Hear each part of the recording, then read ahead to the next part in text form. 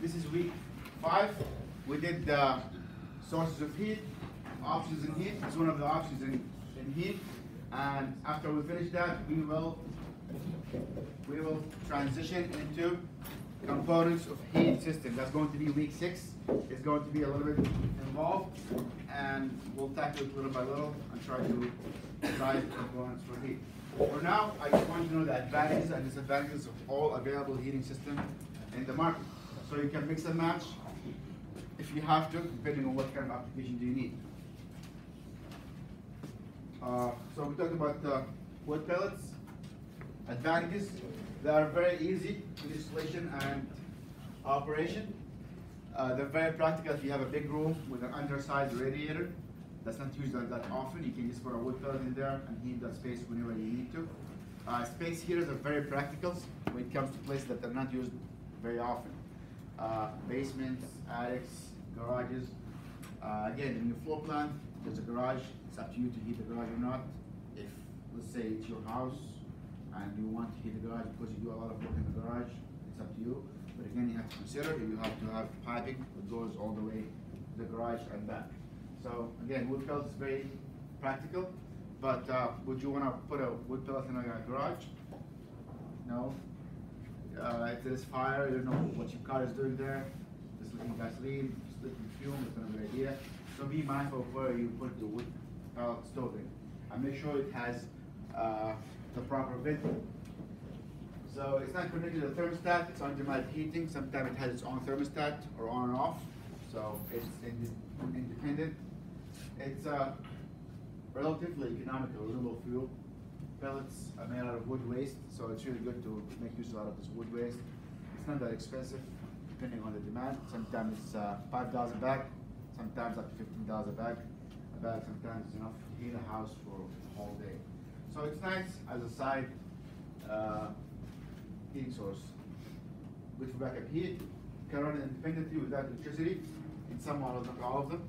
So they have the ability to run on their own with no electricity, which is an advantage in case you have a power outage. So does your burner or gas work without power? No, which is a disadvantage. So how do you start? Huh? How does the flame start? It does have a battery for something. Some of them have a battery to start the mechanism. And some of them are completely mechanical. And sometimes you have to start it yourself. But there are some with electricity backup. They are portable depending on the size. Some of them you can move from one place to another. Some of them have to be installed. I've seen people use gas heaters, like a regular butane gas with some kind of heater on top of it. Those are to be used only in open spaces. Never use a gas stove for heat in an indoor location. They're good for tents, really small tents, but you need a lot of ventilation. Never forget that. And also the heat that comes out of the gas stove are really high, so if you have a wood ceiling, your shit is probably gonna be cooked out. So be aware of that. I've seen places where they heat the whole entire space, be the shop or somewhere else, by gas, by gas stoves. And gas stoves are not really designed, and they come with a big label that says do not operate in those. People still do. Be aware of not doing that. They're great for annex areas in buildings such as garage, basements, or outdoor space. They have good ambiance, people like them, but again, it's not something you just put without proper installation. You have to be very careful about the ventilation. Whenever you do combustion, you are soaking air from the house. So at some point you will decrease the amount of oxygen in the house, and that might make you feel tired or dizzy, or sometimes can lead to suffocation. For those who have ever used a fireplace, you have noticed that if you run the fireplace for a while, the house not only get hot, but the amount of oxygen gets low, and after a while you and other people in the house might feel slight headache or dizziness. So whenever you operate your fireplace, make sure you crack a window, because again, it's soaking the air out of the house, and sometimes there's not enough air in there. Disadvantages: wood pellets don't have a lot of energy density, so you're gonna need a lot of storage for bags of wood. There are some people in rural areas or suburbs where they buy like truckloads of wood pellets and depend on wood pellets for heating the house. And wood pellets can be also used as a furnace to heat the air for a forced air system. However, it's not reliable. You might go somewhere to Home Depot or Lowe's and try to buy bags and you're out, especially in extreme cold days. So if that's your main source of heat, make sure you stock up for the entire season. And they are cheaper to be sold in bulk. It has an uneven heating space. One side will be hotter than the other. Makes sense because the stove is only in one area, unless you have good air distribution in the area. So sometimes, most of the time, wood pellets has to be loaded manually into the stove. So you have to go and fill the tank until it drips in slowly. So it requires some work as well. Again, the reason I'm giving you all these options is it depends on the location. Where do you want to heat, how often do you heat it, and how many people live there, and how often the place is used. Gas burners. So these are very common, and a lot of people now are switching to gas because it's becoming more and more available in some towns. And gas burner works exactly like a grill. So you turn on the heat, and the gas valve will open up, and gas will shoot out of these nozzles, and you'll have fire inside the chamber. This is one of the most common gas furnaces. You see the assembly in here, and then an inducer fan. And again, it's very common because we can couple that with cold air. So you can have an air handling unit that has heat from gas. And in the winter, in the summertime, you'll shut off the gas furnace and you turn on your condenser, your evaporator. So your evaporator, instead of being inside, it's inside your air handling unit. So on top of the gas burner, you'll see a small box, same size. That's the air handling unit. It will have the hot air changer, and also we'll have the coil for the evaporator. You have a question? This isn't a furnace, is it? This is a furnace, yeah. So a furnace heats air. Huh? Yeah. Yeah. So you'll have the air handling unit on top of it. Yeah. But you also can also use gas to heat water. So in that case, you have the heat exchanger submerged in water. Make sure that the combusted air or the flue gases are going outside and not mixing with the inside air. And this happens a lot because again we are subjecting the heat exchanger to a lot of heat. After a while, it will rust. It will have some holes, and you will mix the combustion air with the circulating air, which is very bad because you will be breathing CO2 or CO1, and usually it's diluted, so you don't smell it that often. But that's one of the things you have to check when you have a furnace, that your heat exchanger is not correct. Simple operation, easy burner installation. It does not require as much maintenance. It has cleaner combustion compared to oil. Cost of gas is relatively low. Again, it goes up and down. It fluctuates. A lot of big buildings, they have two types of heating fuel. Sometimes they use gas, and sometimes they use oil based on the price. If the oil is cheaper, they will switch to oil. If the gas is cheaper, they will switch to gas. Sometimes it's convenient fuel delivery. The gas is pressurized, it does not require pumping. So some gas tanker will come to your house and fill your tanks. The tanks are more expensive and they require specific installation. Usually they are outside the house and they have to have pressurized lines all the way inside your house.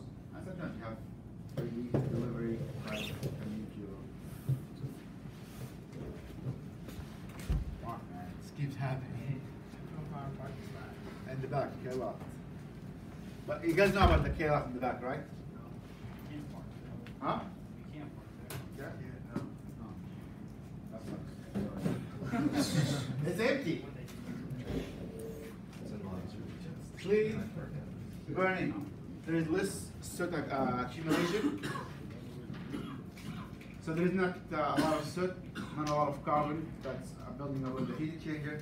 However, there are still some chemicals and sulfuric acid coming out of the gas in the fuel pipes, and they do accumulate on the heat exchanger and eventually to rust your heat exchanger. If you think about your car muffler, it does rust from the inside and the outside. Probably from the inside is the combustion gases, from the outside probably is the salt from the road. So eventually after a while you see the metal getting really thin and eventually it will deteriorate. The same thing happens to the heat exchanger inside your furnace. Disadvantages of gas. You need very critical storage system. It has to be outside the house in specialized containers. They are called pressure vessels, and a lot of people are hesitant in getting gas because, again, gas is very flammable, and since it's gas and pressurized, it can leak out and it can ignite easier than oil. So that's something you have to keep in mind. If somebody tells you, no, I like oil because it's safer, you gotta see their point of view. Oil is really hard to ignite, unlike gas. And if you spill some oil, yes, it's contaminated, but it's not, doesn't have the possibility of suffocating you. If you have a gas leak that you're not aware of, and it's very slow, you might not be able to recognize the smell. And after a while, you might start getting dizzy, get some toxic air into your body, and that's not healthy at all. And you know that natural gas usually has no smell.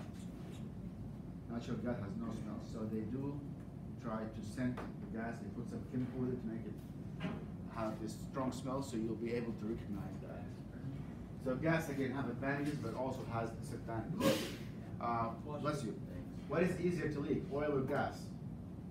Gas is pressurized, it's gas, it's lighter, so it can go from very, very small crevices. It's cost of delivery if you are not connected to a city gas line. So that's why if you go to a place where they don't have a gas line, probably they wouldn't want to have a gas cylinder outside, sitting in the sun with all this inspection and all this requirement. So again, when you do economical analysis, and I want to say gas is cheaper, you gotta include the cost of installing the pipes and the maintenance into consideration.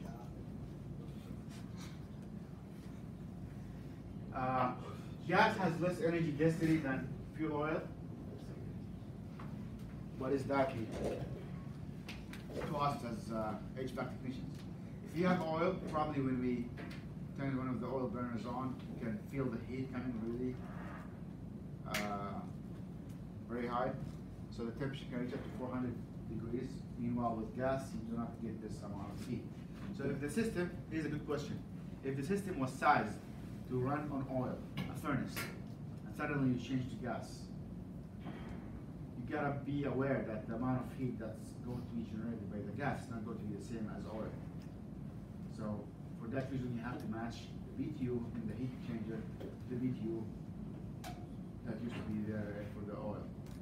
So you understand gas does not burn as hot as oil, so probably you need more flames. Yeah. So this is a gas burner you're talking about right now? Huh? This is a gas burner that you're talking about? Yeah. Yeah. So why would it need to be installed by plumbers? Huh? Like why does installation have to be by plumbers? It's very costly because you have to have a lot of plumbing, and the plumbing is very specialized to handle the pressure. So all the piping and all the tanks, the tank is very expensive because it's a pressure tank. It's a big cylinder that has to be mounted outside, so the coating is different, and also has to handle a lot of pressure. So the seams and the welding is very, very involved, and the amount of gas in it is very huge, so it has to handle the pressure. And I don't believe you can have gas tanks underground; it has to be above ground for inspection reasons. So if you have a gas burner and you want to do hot air, you need to have a hot air system or warm water system to distribute the heat. So either you have a furnace or a boiler, and gas can heat the water, and gas can also heat the air. So eventually you need a good distribution system to take the heat out of the house. Again, certified plumbers have to be involved to install the gas. Meanwhile, if you have an oil tank, you can pipe the oil tank all the way to your burner yourself. you don't have to be certified to do copper lining from the tank to your oil. So that's another additional cost. So you're not supposed to do any kind of plumbing work for gas because somebody certified to be there because they want to know they have the right vent, the right pressure rating, the right solenoid valve, and the right connections between the pipes. Fuel oil burners, we are familiar with this machine. Very simple, I hope so. You've seen it. It's inexpensive and it burns oil. Beckett have conversion kits. If you want to convert a burner, a boiler or a furnace into gas, they give you a conversion kit that will burn gas at the same rate as burning oil. This is hopefully by now this looks a little bit familiar. I know all the components. Igniter. This is like a primary control. Igniter. What is this? Oil pump. Nozzle line. Air band. This is where the air comes in. Motor. So this is this burner is one of the most common ones. It's not expensive, and it works very efficiently because we had it for a long time. This is some of the common installations. So it's your gas burner assembly. It attaches to the furnace or boiler. The combustion happens in the chamber, and you have a heat exchanger coming in here. So either the flue gas airs go through the heat exchanger and it comes out of your chimney or the vent to the outdoors. What is the draft for? As secondary air. So in case you have a lot of flue gases and there's not enough air, you want to create a vacuum, because if you create a vacuum, you might end up ejecting air from the outside. So the draft air will swing to supplement the air flow inside the flue pipe. Again, we said there's two types, either sealed or open installation. For the sealed installation, you have a supply air connected to the oil burner to the outside, so the supply comes to the outside and the flue gases go to the outside. Advantages of oil. I can talk about a lot about the disadvantages, but there are some advantages. High energy density. The temperature of the water goes up really high, so probably you will able to generate steam within 5 minutes with oil. That's the same case with gas. In gas, if you start from cold, probably will take at least 20 minutes to reach boiling temperature and eventually generate steam. And that also depends on what kind of gas burners or nozzles do you have in there. Easier delivery to tanks than gas. Again, it's liquid, it's not pressurized, less regulation, so it's easy to deliver. You can buy oil in tanks, containers, and deliver it to your tank if you have to. It's really hard to do that with gas. It can be used in areas where there is no gas, no city gas. So if you're in a rural area, probably you will want to use oil than gas. Relatively more economical than electrical heat because, again, oil prices do fluctuate, but it is more economical than electrical heaters. However, gas is more cheaper, and again, the prices go up and down depending on the supply. Advantages: there is a lot of involved installations when it comes to oil lines and safety equipment. Again, that's comparing to mini splits and electrical heaters. They require frequent tune-ups. This is one of the reasons people do not like to put oil burners. Every season you have to go and do a tune-up. Otherwise, it's not going to perform as fast, and the efficiency will go down over time. So they tell you that you have to do a maintenance once a year. A lot of people don't do the maintenance once a year, and you realize that your gas bill is going to go up and up every year. So the thing is still running. It is running, but okay, I don't need the maintenance. But if you notice that your gas bill will go up, what do you think that is?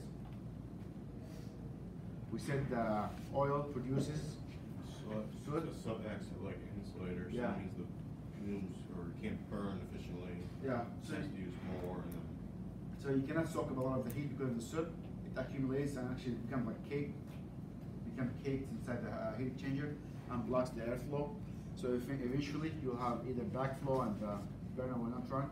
But if you have even 1/8 of an inch of soot around the pipes, probably you have insulated the pipes and they're not soaking a lot of heat. How do you know that it needs to be clean? What is one indication? Bad efficiency. How would you know that? If you, huh? You do a combustion test, and before that, if you put your thermometer in the flue gas, if it gives you more than 450, that means whatever temperature in the chamber is not being soaked up by the heat chamber. So whatever you're burning is coming outside. If the flue gas temperature is very high, that means you are not soaking a lot of heat as you're supposed to, which means that the heat exchanger is insulated by soot. So at that point, what are you gonna do? Shut off the system, allow it to cool for half an hour, open up the heat exchanger, and probably you'll see suppressing a lot of accumulation of soot on the heat exchanger. If you don't do it frequently, probably it's gonna be a very, very mechanically involved job. Some amount of soot you'll have to actually soak out of the heat exchanger. Yeah. It becomes solid. Over time, gases, water, accumulation, it becomes very solid, so you have to go and chisel away all the soot if you don't clean it regularly. In the beginning, after one season, you can just brush it off with a soot vacuum and clean the heat exchanger. If not, it will take longer, yeah. So you have to use a special shop vac too, or not a special vac, because if you use a shop vac, I guess the filter isn't fine enough. Yeah. I mean, all the soot gets blown out, essentially. Yeah. So people do that. They use a regular shop vac and they realize the vacuum burns out in probably 2 or 3 uses. You have to have a special soot vacuum, which has a non-combustible hose made out of special fabric, so it does not get, if an amber gets through it, it's not going to deteriorate, and also it does not catch soot and accumulate inside. And the filters are, as Karen said, are very fine, so they can catch the soot. So that's a costly maintenance, and a lot of people just don't want to do that, but it has to be done. And again, I did a few visits where people started paying more and more for gas, and I just asked a simple question: when was the last time you did a maintenance of the gas? So that was 3 or 4 years ago. So that's probably why you are paying too much for heat, because you're not cleaning the heat exchanger. Oil spills are very problematic. So if you have a leak, or have an oil spill somewhere, that's a big issue. A lot of people do not check on their oil burner ever. They just deal with the thermostat, and which is understandable because they don't know how those things work.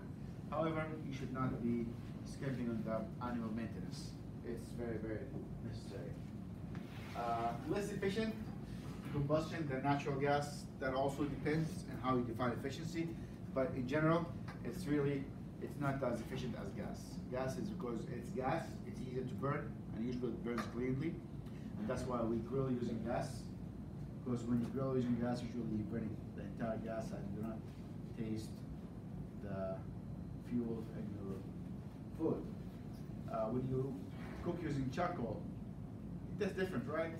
The charcoal taste gets into the food because they're not burning completely. So there are some particles of the charcoal get into your food, and we like it. But that means that it's not completely being burned. And that's why they also tell you do not start grilling with charcoal until it's completely ambered, completely burning. If it still have some black sides, you should wait for the whole thing to be burned and ambered before you start grilling. Otherwise, you're gonna get some particles from the charcoal into your food, which is not healthy at all. So that's efficient. And again, we talked about efficiency. It's output over input, high and low, and how to compare. So when we compare efficiency, we want to compare it to something else and keep things constant. What am I comparing? What is my output and what is my input? And there are 2 types of efficiency. Combustion efficiency, which does not go usually for oil more than 90. And there is thermal efficiency, which is how much heat we were able to absorb from the boiler or furnace. in comparison to what is being produced. So in combustion efficiency, you're always going to have some losses because you cannot, it's really difficult to burn the gas or oil 100%, especially in a setting like residential. For industrial boilers, probably you get more efficiency because the chamber gets really, really hot. So as an example for efficiency, if you were to burn 1 gallon, we want to get to about 138,000 BTU. That's the amount of BTUs, theoretical BTUs in 1 gallon of oil. The combustion depends on the manufacturer size, the burning temperature, and the supply of air. It is possible to obtain 125 BTU, which leads to, if I divide the output, 125 over 138, I'll get 0.902, which is around 90.2% of combustion efficiency. So, when you burn lots of wood in your fireplace, what's happening? You have to always like air it out a little bit. You have to open the vent and make sure there's a lot of circulation, and there's always some smoke. If you burn wood, which is the same material, in a wood pellet stove, if you notice there's a fan in there that's blowing concentrated air into the stream with the wood. So the wood will blow and you get more combustion efficiency. And in theory, you can burn anything efficiently without smoke if you know the right temperature and the right amount of flow of air. That's why there are some places where they use heavy oil for heat. There are some places where they use used car lubricating oil, engine oil for heat. They take it, they filter it, and they can use that and burn completely to be with no soot and to use for heat. Example with those who have cars. If your car is burning oil, you'll expect to see some smoke, right? But you don't. Why? It's not that much oil. Huh? It's not that much oil. Even if it's not oil, you do see the gas. Should smoke. Huh? Yeah, if it's burning enough, it's blue. Yeah.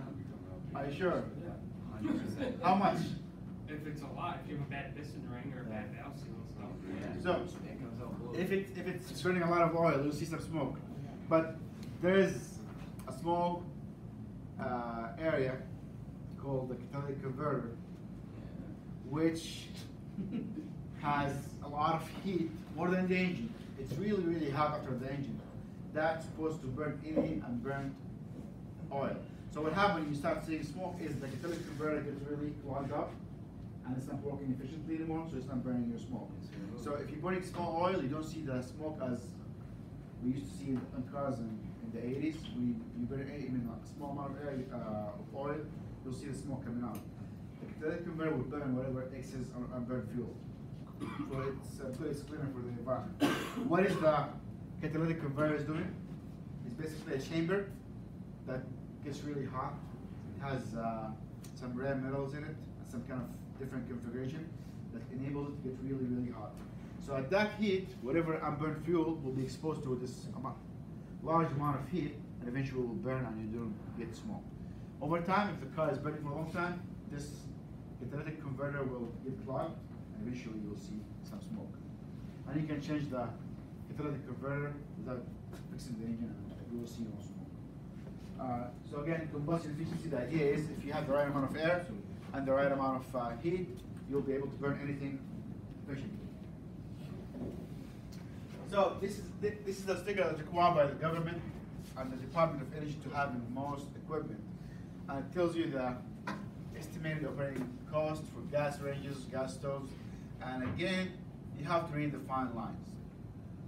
Like for now, this tells you that this will consume around 630 kilowatts hour per year. But if you look here, it will estimate the cost based on 10 cents, 0.65. That's 10 cents per hour. And they will tell you what is the average usage.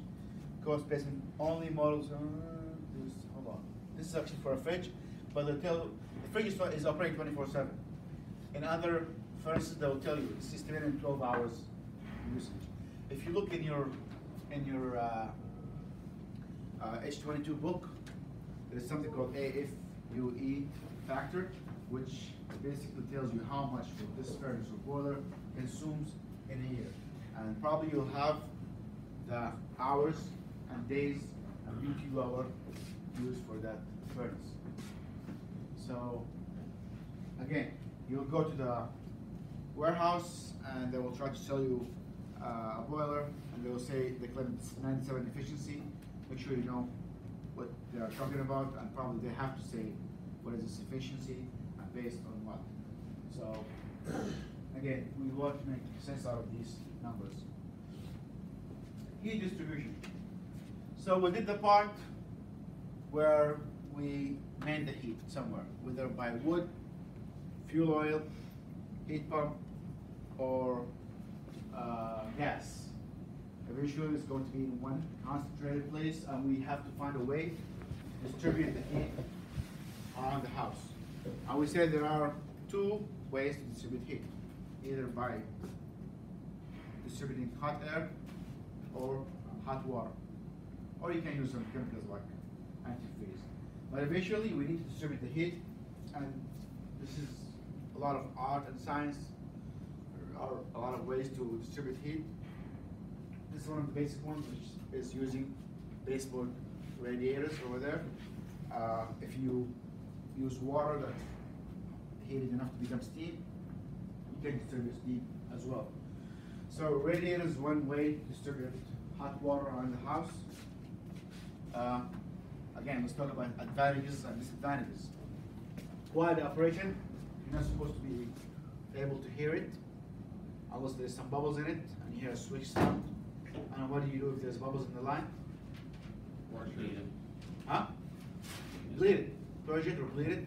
And there must be a purging line in the circulation. Otherwise, I've seen places with no purging line, which is very weird. If there's no purging line, you have to put a purging line to be able to bleed the system. It does not stir up the air. What does that mean? Like the air is moving very slowly, so if there's a lot of dust and stuff in the air, it's not going to be stirred up. If you have forced air, it's going to give you a lot of draft and to stir up the air.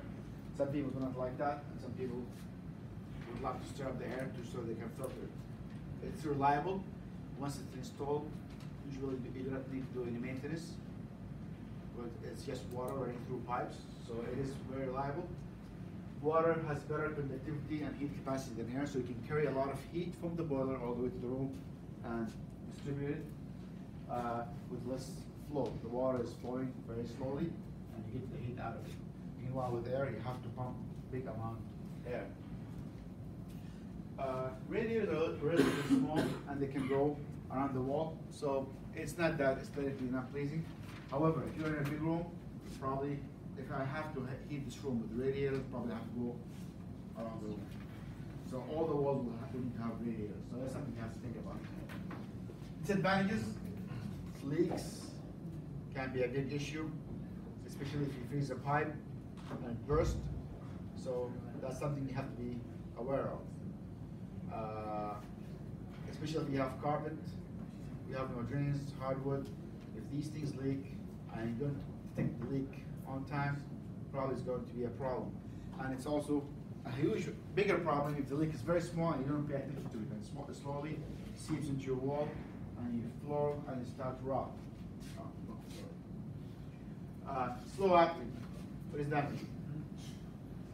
It takes at least 20 minutes to bring up the heat, unlike forced air where it comes really quickly.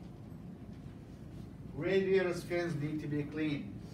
Did anybody ever do that? Yeah. You have to clean the fence. What happens if you don't clean the fence? Less efficient. Yeah, it's gonna get hot, but it's not going to carry out heat. It's gonna be noisy. So these fins are brand new and clean, and they still have some dust in it. And it is kind of challenging to clean, but they have special vacuum attachment that can clean these radiators. It becomes very tough to clean them if something spilled on them and becomes sticky, and that will, sometimes it does happen, so you have to be aware of that. If they are bent, probably the floor is not going to be as efficient, and that will affect your heating conductivity. If you have a pet with a lot of hair will get caught up in this radiators, and pets usually like to get close to the radiator for heat. So eventually you have to vacuum and brush out those hairs out of the radiator. So they need to be clean, and a lot of cases they do not get clean. And again, if you see it with missing fins or like broken fins, probably it's not going to conduct as much heat as it's supposed to. It cannot be coupled with air cooling, like hot air system. So again, if it's a new house and you want to have the same system for heating and cooling, probably you would want to have radiators. It can be difficult to place radiators in a small room, and we'll see that when we do the project, especially in the kitchen or a bathroom. Those are really, you're not going to find space to put those radiators. So there are options. You can still have hot water systems. They have something called kickboards. It can be put underneath cabinets or closets, and there are also some panels you can hang in the wall. There are some options, but it can be a little bit challenging. Heat can damage furniture that are located close to the radiators, so be aware of that.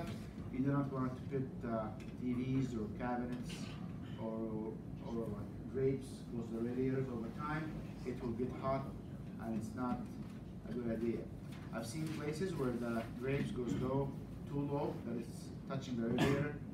That's not a good design. I should bring awareness to that. Radiant floor.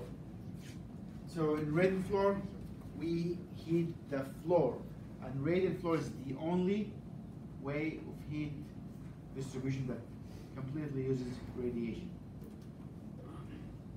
So this is what kind of heat transfer? Natural convection. Radiant floor is not convection, it's radiation. And it has a lot of advantages, but if you look at it, it's very involved in installation. However, it's not visible, you don't see it, you're not aware of it, which is something we always want. It's very quiet, easy to clean. How do you clean the system? Just clean the floor. So it's completely sealed, you don't have to clean anything. You might want to flush the system once in a while, but that's done in the basement of the living space. The heat profile is the best for human comfort. Let's talk about that a little bit. And what does that mean?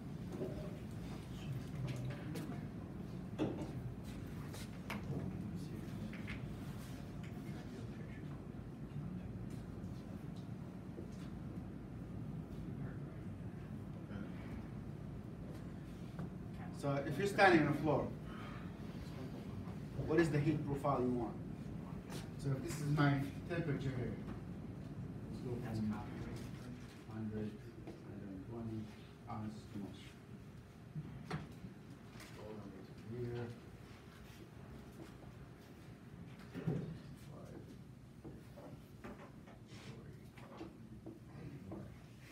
What temperature you want at the eye level? 68 degrees. Yeah, you want to be cool on your head, so around like 65. What temperature you want at your feet? 80. Huh? Oh, 90, 85 to 90. I'll go with 85.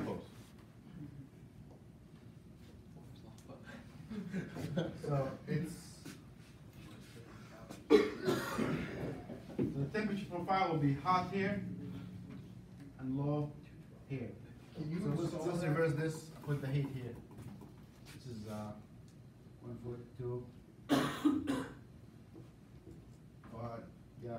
Can you install that in the rafters in the basement without ripping up like an existing wood floor? Will it Yes. still work? Yes, you can. Will you just reflective insulation underneath to force it up? Yep. Okay. But you also have to study what kind of material do you have. Is it going to work How on fast is yeah, that and how transfer? distance? 4 inches of wood, Yeah. so that insulate, or will it still carry through that? It will carry through it, but you have to know how much heat you How need. much, And we'll talk about that. So this is 85 here. I'm going down. This is 65. So you want the feet to be at 85, and here are 60 or 70.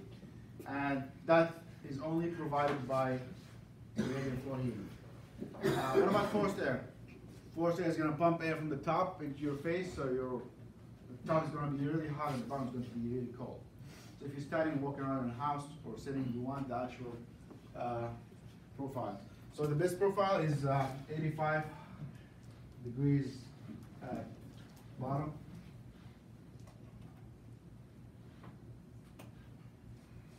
And 65 at head level. That's the most comfortable heating profile. If you do, again, forced air, or you do basement radiator, what does the heat do? It dries up. So eventually it's gonna be hotter than the bottom. So you're gonna heat the top, it's gonna be at 85, and it's gonna drop down until you get 65 here, and it's gonna get cooler and cooler, and the bottom's going to be really cool. So that's not really a good heat profile. Do we understand what heat profile is? Feet are hot, head is cool. That's a good heat profile. It can be easily zoned because every room will have its own loop. It is designed to be this way. Disadvantages, again, very expensive to install. You'll see it in new houses, and it's very involved. A lot of piping, a lot of pumping. Leaks. If the system is very old, if you're going to buy a house that usually has a raised floor, make sure you pressure test the system. If this thing leaks, it's going to be a big issue. It's going to fill the entire floor with water. It's going to sag. It's a big issue. And also make sure the floor is in good condition because there's piping in there. And if something is dented, it's going to leak slowly and lead you to have even a small leak inside the walls, which can cause mold and mildew. Slow acting, very slow. You turn it on and you have to wait for a while. What is the temperature of the water at this system? 85. So that's very efficient. I don't have to turn the water heat very high. So 85 is very enough. So you keep the water at 85, 90 tops. That's it. So which gives us more flexibility for heating source. We do not need the water to be that hot. Hold on a second. Furniture placement can be a problem. So if you put a lot of carpet, you have to think about it. For Tim's case, if there's a big, thick wood for the floor, probably it's going to be an issue. You have to compensate for that because you want to heat the wood at 85 temperature. Question? So would you just, so if I have a regular, the hydronic hot water system, Yeah. you would just take that, put one of those temperature controllers on it, Yeah. and zone that heat floor in? Thermostatic valve, yeah. And you have to know what size pipes do you need, and what is the distribution, what is the distance between them. But eventually you want to get the floor at 85 degrees, if possible. All right, I will stop here and I'll finish this. This is Wednesday. Wednesday we have a